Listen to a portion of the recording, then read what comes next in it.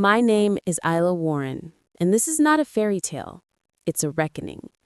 I was born in a small town where pride was cheap and cruelty was free.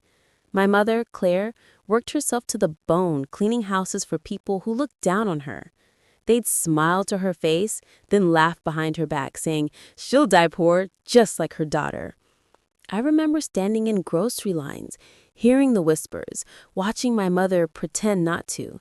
But behind that tired smile, I saw something they didn't: fire. She never had much, but she gave me belief. "We may not have money, Isla," she'd say, "but we have grit. And grit can buy you a future if you're brave enough to use it." I carried those words through every dark hallway, every night when the lights got cut off, every day I walked into school wearing secondhand clothes and holding my head just a little higher than they expected. The laughter of others became my lullaby and my warning. Every insult sharpened me. Every doubt turned into quiet determination. I learned early that the world doesn't hand out chances. You build them yourself, brick by brick, while the same people who mocked you watch in disbelief. Years later, when I walked into that boardroom, the memory of my mother's callous hands guided me. I placed my pen on the contract, my name bold beside a number with more zeros than I'd ever seen. $1 million deal, mine. The same voices that once laughed at us now called me inspirational. But I didn't do it for them. I did it for the woman who wiped sweat from her forehead and told me I was meant for more. This story isn't about money. It's about redemption. It's about how love, sacrifice, and resilience can silence every cruel voice that ever doubted you. My mom may have been poor, but she raised a daughter who made sure her name would never be spoken with pity again. They laughed at her once. Now they whisper my name in awe. The day they laughed at my mother is burned into my memory like a scar that never fades. I was only 9 years old, standing outside the corner grocery store with my mom, Claire, clutching a list of items she'd carefully written in her looping handwriting: bread, rice, milk, and a small bag of sugar if there was enough left after the bills. The afternoon sun was cruel that day, beating down on her faded blue dress, the one she wore to every errand and every extra shift. She held her head high, but I could tell she was tired. Tired in the way only someone who never gets a break can be. Inside, the store buzzed with chatter, voices that dropped low the moment we walked in. I saw Mrs. Dalton, the butcher's wife, lean toward another woman near the register and whisper something, followed by a quick burst of laughter. My mother ignored it, as she always did, pretending not to hear. But I did. I always did. Their words felt like knives wrapped in sugar. "She'll die poor," one of them muttered, just loud enough for us to catch. "Still chasing dreams she can't afford." My mother's hand tightened around the grocery list. She didn't respond. She never did. But I saw her swallow hard before saying softly, "Come on, Isla. Let's finish up." Her voice was steady, but her eyes had dimmed just a little. I remember wanting to say something, to shout that they were wrong, that she was stronger than all of them combined. But I was just a child, small and trembling, learning early that silence can sometimes hurt worse than words. At the counter, she carefully counted out the cash, crumpled bills and coins she'd saved from the week. The cashier, a young man trying to act older, gave her a look I'll never forget, a mix of pity and impatience. When she came up short by a few cents, she quietly took the sugar off the counter. "Next time," she said. That was my mother. She never begged, never asked for sympathy. She just adjusted, smiled, and kept going. Outside, the air smelled like dust and diesel. My mother carried the small brown bag in her arms as though it were gold. "You okay, Mom?" I asked, my voice barely above a whisper. She looked down at me, her expression softening. "We're fine, baby," she said. Let them laugh. People like that only see what's in your hands, not what's in your heart. I didn't understand it then, but I would. One day, I would understand it deeply. That night, while the rest of the town's lights glowed warm through their windows, ours flickered weakly. My mother sat at the kitchen table, working through another pile of laundry she'd taken in from neighbors. I sat beside her, pretending to do homework, but really just watching her. The rhythm of her work, the hum of the old washing machine, the flick of her wrists became the soundtrack of my childhood. Every wrinkle ironed out was a dream flattened, yet never forgotten. I remember thinking, one day, I'll make them see her. I didn't know how or when, but I promised myself that I would, that their laughter would become the backdrop to our victory, and that my mother would never have to bow her head again. That night, before I went to bed, I heard her whisper a prayer, something about strength and tomorrow.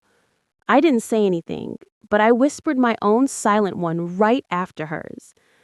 I asked for a tomorrow where no one would ever laugh at her again. And maybe that was the first seed of everything that came after. The first spark of the fire that would one day burn through every insult and every limit placed on us. By the time I turned 16, our small house had begun to feel too tight for my dreams. The same peeling paint on the walls, the same hum of the refrigerator that worked only when it wanted to. It was a place filled with love, yes, but also with the echo of limits. My mother, Claire, still worked at the diner, double shifts and sometimes triples when the electricity bill came too soon. I used to watch her through the window every morning as she walked down the cracked sidewalk in her pale pink uniform, her hair pinned back, her shoes worn thin from years of standing. She never complained, but I knew, deep down, she wanted more for me than she ever had for herself. At school, I kept to myself. I wasn't invisible, but I was the kind of girl people only noticed when they wanted to remind me where I came from. "Hey, Isla," a boy once called out as I walked past. "You going to work at the diner too when you grow up?" The laughter that followed burned like acid. I smiled because that's what my mother taught me to do. But that night, I cried quietly into my pillow. Then I got up, wiped my tears, and studied until dawn. That was my pattern: hurt, hide, hustle. It was during one of those long nights that I discovered something that would change everything. I had borrowed an old secondhand laptop from a teacher who saw how hungry I was to learn. One evening, I stumbled upon a video about young entrepreneurs who had built tech startups from their bedrooms. Something in me shifted. These were ordinary people who'd taken nothing and turned it into something massive. I stayed up all night watching, my mind racing faster than my heart. When the first light of morning touched my window, I whispered to myself, I can do that. The next day, between school and my part-time job at the library, I started teaching myself everything: how businesses worked, how websites were built, how ideas became companies. I didn't understand much at first, but I was relentless. My mother would walk into my room at midnight, see the glow of the laptop, and say softly, "You need rest, Isla." I'd smile and answer, "Soon, Mom, just one more hour." She never stopped me. Maybe she saw the same fire she'd carried years ago before life taught her to survive instead of dream. By 17, I was fixing computers for neighbors and small businesses, making a few dollars at a time. It wasn't much, but it was mine. Every time someone paid me, I'd write the amount down in a notebook labeled "Someday." It was my quiet rebellion against poverty, a promise written in ink. One evening, after a long day of school and side jobs, I came home to find my mother sitting at the table with that same Mrs. Dalton who once mocked her. They went silent when I walked in. Mrs. Dalton forced a smile. "Your daughter's doing well, Claire," she said, her voice sticky sweet. "Let's hope she doesn't end up like the rest of us." I felt my mother's hand tighten slightly under the table, but she smiled politely. After Mrs. Dalton left, my mom turned to me and said, "You don't owe anyone an explanation for who you're becoming." That night, I stared at the ceiling for hours. I thought about all the people who laughed, all the names I'd been called. Poor, dreamer, nobody. I realized something important. Success wasn't going to come find me. I had to go hunt it down, drag it home, and build it piece by piece with my own hands. So I did. I didn't have money, connections, or even a real plan, but I had belief. And that belief, I decided, would be louder than their laughter. I didn't know it yet, but those late nights and broken laptops were the beginning of everything, the first flickers of a future that would one day blind the same people who once mocked us. I still remember the night I left home. It was cold, the kind of cold that makes silence sharper. My mother stood by the old kitchen table, the one covered in coffee stains and faded memories, folding my last shirt into a small suitcase. The air smelled like rain and uncertainty. I was 18, armed with a high school diploma, a few $100s I'd saved from odd jobs, and a heart full of determination that sometimes felt too heavy to carry. "Are you sure about this, Isla?" she asked quietly, her hands trembling as she zipped the bag shut. I nodded, even though my stomach twisted. "I have to try, Mom. I can't let their words be right." She looked at me then, really looked at me, with eyes full of pride and fear, the kind that only mothers understand. "Then promise me one thing," she said softly. "If the world ever laughs again, you laugh louder." I carried that promise like armor when I boarded the bus out of town. The city I was headed to wasn't kind. It was loud, endless, and full of people who didn't care where I came from. I rented a tiny room above a convenience store, small enough that when I stretched my arms, I could touch both walls. My laptop sat on a milk crate, my bed was a thin mattress on the floor, and my meals were instant noodles. But none of that mattered because I was free. Days blurred into nights and nights into dreams that I refused to let die. I spent every waking moment working, taking freelance design jobs, helping small startups with websites, anything that paid just enough to keep the lights on. Sometimes I'd go 3 days on coffee and stubbornness alone, but I was building something, an idea that had been growing since those nights in my mother's kitchen. I called it Heartline Digital, after her heart, after our line of endurance. The first few months were brutal. Clients didn't take me seriously, some didn't pay. Others laughed when they found out I was running my company from a room barely big enough for a desk. I cried more times than I can count, but only for a few minutes each time. Then I'd wipe my face and start again. Every failure became another lesson, another step toward the woman I was trying to become. One night, when I was close to giving up, I received an email from a small tech firm that had seen my work online. They wanted a meeting. My heart raced as I read and reread the message. It wasn't a big contract, but it was real. A door cracked open. I stayed up all night preparing, designing, rehearsing. The next morning, I walked into that office wearing the only blazer I owned, my hands shaking, but my voice steady. When the meeting ended, the CEO smiled. "You remind me of someone who built everything from nothing." He handed me a signed agreement. I had just landed my first contract. That moment, standing in a borrowed blazer, holding that paper and trembling hands, felt like magic. I walked outside, the city noise rushing around me, and for the first time, I allowed myself to smile. Not because I'd made it, but because I was making it. Every dollar, every rejection, every sleepless night, it all mattered. That evening, I called my mother. She picked up on the second ring. "Mom," I said, tears filling my eyes, "my first contract." There was a pause, then her voice cracked through the static, full of pride. "I always knew you would, baby."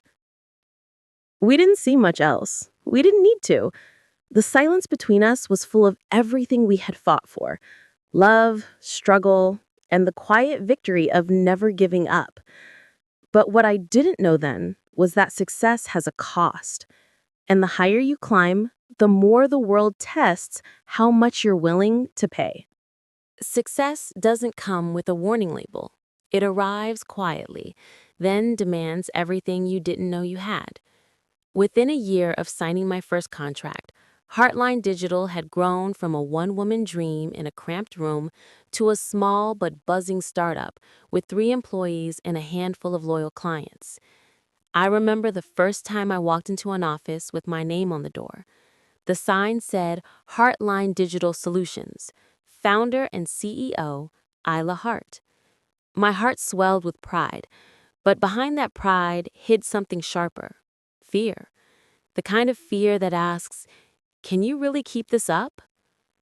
The city began to look different. The same streets that once intimidated me now felt like proof of how far I'd come. But success changes people, sometimes in ways they don't notice. I was working 15-hour days, chasing deadlines and perfection like they were oxygen. I missed birthdays, family calls, and the quiet moments that used to fill my mother's kitchen. When she'd call and ask if I was eating properly or resting enough, I'd laugh it off. "Mom, I don't have time to rest. I'm building something real." Her voice would go soft. "I just don't want you to lose yourself trying to prove them wrong, Isla." I'd brush it off, thinking she didn't understand. But deep down, I knew she was right. The more successful I became, the louder the ghosts of those who doubted us whispered in my mind. I wasn't just building a company, I was trying to silence every laugh, every insult, every person who said I'd end up like my mother, poor and forgotten. Money started flowing in. I moved into a bigger apartment, bought my mother new clothes, paid off her debts. She was proud, but she also looked at me differently now, like she missed the girl who used to sit with her over cheap tea, dreaming of more. We talked less. Every call ended with her saying, "I love you," and me saying, "I'll call you later," even when I didn't. One night, after closing a deal worth 6 figures, I stood in my new office, surrounded by glass walls and city lights. Everyone was celebrating, laughter echoing off polished marble floors. But inside, I felt empty. I raised my champagne glass, pretending to be happy, but my eyes drifted to the corner of the room where a framed photo of me and Mom sat. It was taken years ago. Me in a thrift store jacket, her in an apron, both smiling through hard times. I suddenly realized I hadn't seen her in almost 8 months. The next morning, I called her. She didn't answer. I tried again and again, until finally she picked up. Her voice was weak. "Isla, I didn't want to worry you. I've been feeling a little sick." My heart dropped. "Mom, why didn't you tell me?" "You were busy, honey. I didn't want to interrupt your meetings." That night, I didn't sleep. I sat at my desk, staring at spreadsheets that no longer mattered. The sound of the city outside felt hollow. All those years I'd spent trying to prove our worth, and now when I finally had it all, the one person who made it all worth having was slipping away. I booked the first flight home the next morning. The woman who left her hometown hungry to prove something was returning as someone else, richer, sharper, but lonelier. As the plane lifted into the clouds, I looked out the window and whispered, "I just hope I'm not too late." When I landed back in my hometown, the air felt heavier, like it remembered things I tried to forget. The streets hadn't changed much. The cracked sidewalks, the flickering lights of the corner store, the same rusted gates guarding small dreams. It felt strange stepping out of the car, wearing a designer coat, in a place where everyone once told me I'd never make it. But this wasn't the victory lap. It was a homecoming laced with guilt. Mom's house stood the same, small, quiet, and lined with the faded paint she always said she'd fix next summer. When I opened the door, the smell of jasmine tea and old wood hit me, followed by a silence that spoke louder than any noise. Then I saw her, my mother, sitting on the couch, thinner than I remembered, her hair more gray, her eyes still soft but tired. "Isla," she smiled faintly, "you came." "I should have come sooner," I said, kneeling beside her. "Why didn't you tell me you were sick?" She laughed weakly. "Because you've been busy building your empire, and I didn't want to be the reason you stopped." Her words cut deep. For years, I'd imagined this moment, the day I'd walk in, successful, proud, and she'd finally see that every sleepless night had been worth it. But sitting beside her, I realized how wrong I was. Success meant nothing if I couldn't share it with her. That evening, I made tea just like she used to. We sat on the couch, the TV humming quietly in the background. She asked about my company, my clients, the city lights I used to dream about. I told her everything, but my voice cracked halfway through. "Mom, I thought when I finally made it, it would fix everything, but it didn't." She smiled softly, her fingers brushing mine. "That's because, baby, you were never broken. They just made you believe you were." Her words stayed with me long after she went to bed. I walked through the old rooms, my childhood bedroom still covered in posters and half-forgotten dreams. I found the scrapbook she kept of me, photos from school, newspaper cutouts, little notes she'd written, "She'll do something amazing one day." I sat on the floor and cried for the girl I used to be, the one who only wanted to make her proud. The next morning, I drove her to the hospital for tests. The doctor's tone was careful, too careful. "She's been avoiding checkups for a while," he said gently. "We'll do what we can." My heart sank, a mix of fear and anger rising in my chest. She'd been sick, and I hadn't noticed. I'd been too busy proving the world wrong to see that she was fighting her own silent battle. That night, I stayed by her side, holding her hand as she slept. The house that once felt too small suddenly felt enormous, echoing with everything I hadn't said. I realized then that all my victories, the contracts, the money, the name on the door, meant nothing if I couldn't save her. Outside, the rain began to fall softly against the window. I whispered into the dark, "Mom, I promise, from now on, I'm here. No meetings, no deals, just us." And for the first time in years, I meant it. Weeks passed like slow-moving clouds. My mother's health stabilized, but the quiet fear in me never left. I spent my mornings making her breakfast, my afternoons checking work emails from her kitchen table, and my nights sitting beside her, listening to her soft stories about my childhood, stories I'd forgotten in the noise of ambition. For the first time in years, I was still. And in that stillness, I started to understand what success was truly worth. One evening, I received a call that would change everything again. It was from a major corporate client, the kind of deal that could double the size of my company. "We've reviewed your proposal," the voice said. "We'd like to move forward." My hand trembled as I thanked them. After I hung up, I sat in silence. $1 million contract, the kind of moment I used to fantasize about. But instead of celebrating, I looked at Mom. She was watching me from the couch, smiling proudly. "You did it," she said softly. "No, we did it," I whispered. A week later, the contract was official. Reporters called it a breakthrough for women-led tech startups. My name trended online for the first time, and my company was suddenly on every business page. Invitations poured in for interviews, panels, sponsorships. And then something I never expected happened. My father, who had walked out when I was 12, showed up. He hadn't called, hadn't written, hadn't even sent a birthday card in over a decade. But now he stood at our doorstep, wearing a smile that didn't quite reach his eyes. "Heard the news," he said. "You've made quite a name for yourself." I froze. My mother, ever gentle, invited him in.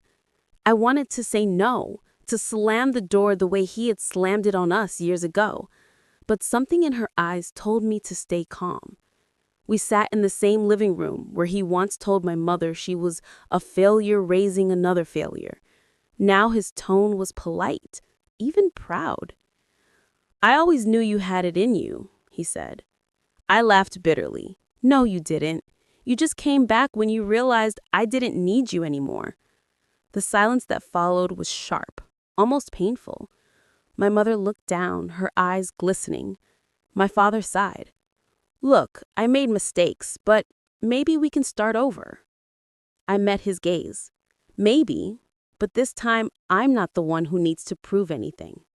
The next day, news outlets requested a feature interview, a segment called From Poverty to Power, the story of Isla Hart.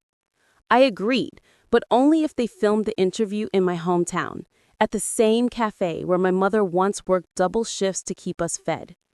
The cameras rolled as I walked in wearing my company badge and my mother by my side. The same locals who once laughed, whispered, and pitied us now stared in stunned silence. I looked straight into the camera and said, "They told us we'd die poor, but we were rich all along, in resilience, in faith, in love." Applause filled the room. My mother squeezed my hand, her eyes shining with tears. I knew then that this was the real victory, not the contract, not the money, but the moment they finally saw who we had become. As the cameras faded to black, I leaned toward her and whispered, "Mom, this one's for you." Time has a strange way of folding. One moment, I was the girl who had nothing but a dream and my mother's belief. The next, I was standing in a glass office with my name etched on the wall and the world calling me a success story. But the truth is, no title, no contract, no applause ever came close to the feeling of hearing my mother's laughter echo through that small house again. For a while, it felt like everything I'd fought for finally had meaning. Then, one morning, everything changed. I woke to a call from the hospital. The voice on the other end was calm but heavy. "Miss Hart, your mother's condition has worsened. You should come." My body went cold. The drive there felt endless, the city blurring outside the window. When I arrived, she was lying quietly, her hand frail but warm in mine. She smiled when she saw me. "You look tired," she whispered. "I'm fine," I said, forcing a smile. "I'm right here." She nodded, her eyes glimmering. "I told you, Isla. You were never useless. You just needed time to find your light." I wanted to tell her everything, to thank her for every sacrifice, every lesson, every time she chose to believe in me when no one else did. But my voice broke. Instead, I held her hand tighter, tears falling silently onto the sheets. Moments later, her breathing slowed, then stopped. The room fell silent, except for the steady rhythm of the heart monitor turning into a flat line. I didn't cry right away. I just sat there, frozen, watching the one person who'd been my reason for everything slip away. The nurse gently covered her with the white sheet, and that's when it hit me. My greatest victory had come just in time for her to see it, but not long enough to share it. The funeral was small. Just a few neighbors, her old co-workers, and me. My father showed up too, standing at the back, head bowed. I didn't have the energy for anger anymore. After the ceremony, he came up to me and said, "She'd be proud of you." I nodded. "She already was," I replied softly. Weeks later, I returned to my office. Everything felt different. The walls that once made me feel powerful now felt hollow. So I made a decision. I renamed the company Heartline Foundation, a branch dedicated to helping single mothers start small businesses. It was her dream, one she never got to live. I made sure her name would live through every woman we helped. During the foundation's launch event, I took the stage. Cameras flashed, people clapped, but all I saw was her, smiling from the crowd of my memory. My voice trembled as I said, "They laughed at my mom. They said she'd die poor. But what they didn't know is that she left me the greatest inheritance of all, her strength." The room went silent for a moment before applause erupted. I looked up, letting the lights blur through my tears, and whispered under my breath, "We did it, Mom." As the screen fades to black, my narration closes.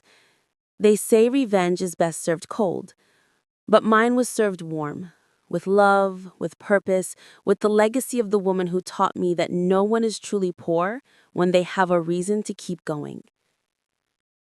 The final shot lingers on the foundation's plaque. Heartline Foundation, for every woman who was told she couldn't. The music swells, soft piano blending into strings, and the screen fades out with one final line, "In loving memory of Evelyn Hart."